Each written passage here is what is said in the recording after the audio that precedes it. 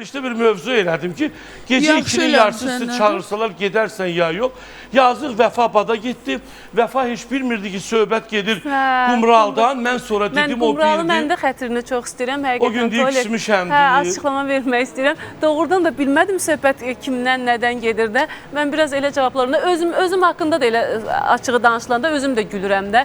Deyir, orada bir söz işlədir, heç gündüz çağırmırlar, gecə saat 2-də çağırırlar. Bu sözə güldüm, bilmədim amma söhbət kimdən gedir. Sonradan bildim. Yəni mən Qumralın xətrini çox istəyirəm. Mən elə Qumralın fikrinə mən də Təranə qatılmışam. xanım mənə zəng vurdu. Mən Təranə xanıma dedim ki, valla Vəfa bilmədi. Mən yaxınlaşdım dedim. Dedi ki, düz deyir Qumral. Bəzi şeylər var ki, uşağımı evdə tək qoyub gedə bilmərəm dedi. Yəni olmaz da bəzi şeylər var. İndi Kəmalə xanımın uşaqları, oğlu böyükdür, 17-18 yaşı var. Amma Qumralın sözünə o da dəlalət gətirdi ki, mən gecə 2-də uşağımı, düzdür, daya var evdə, amma qoyub getməyim nə qədər düzdür ki.